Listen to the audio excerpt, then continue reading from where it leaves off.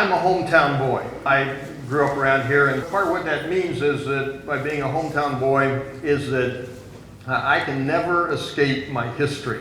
It just follows me around like a shadow.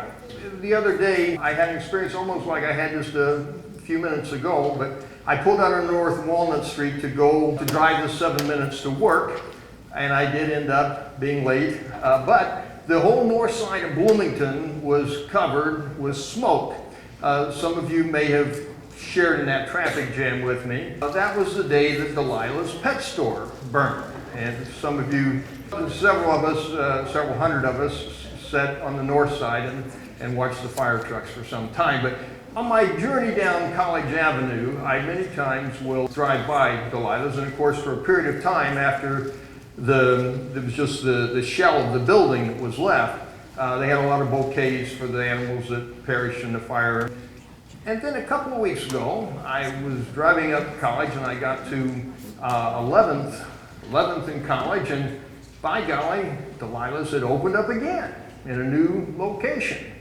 I thought, well, gee, isn't that interesting? And I remembered where Delilah started, which was, of course, further on my journey, which was down on the corner of 10th and College, which in the old A&W drive-in, which some of you remember.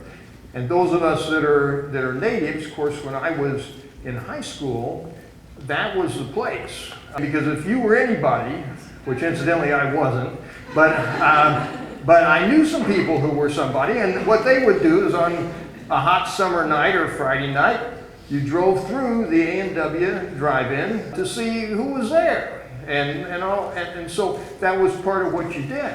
And then I thought, well, you know what? They've got this big 4-story building there now.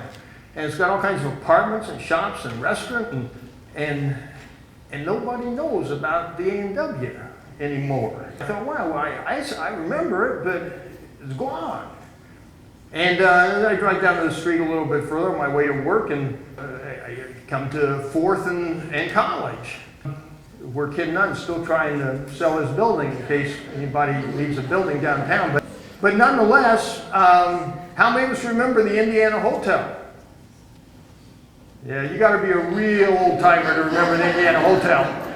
But I remember the Indiana Hotel, which sat right there, and it was a big, tall building. It was a big, tall, white building, and this was back before we had homeless people, and all of the down and outer males who needed a place to sleep at night, the Indiana Hotel.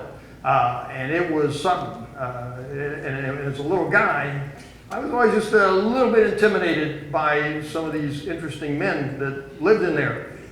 But I was a substitute paper carrier for the Herald Telephone, and I substituted for Richard LeBeau from time to time. And the Indiana Hotel was on his route. So sometimes I had to go in there and deliver. And sometimes I had to go in there and collect money from these guys. And so now I drive by it and I say, where's the Indiana Hotel? It's gone. And that history's gone. Now, as you drive around Bloomington at your hometown, what are some of those places where it was so solid, it was so permanent, I mean, it was just the way life was, but then you're driving around and boom, it's gone. When you and I encounter these realities in our lives that were permanent, I mean, they were solid, they were real, but then they're gone. You and I have an encounter with impermanence, and what we experience when we experience impermanence is we have an experience of awe, of wonder. Now, one of the things that can deliver us into that state of impermanence, that consciousness of impermanence almost every time, instantly, is of course death. And whether it's the death of a building or the death of an automobile or the death of an institution or a favorite pet or a human being, when you and I encounter that, we have an experience of awe.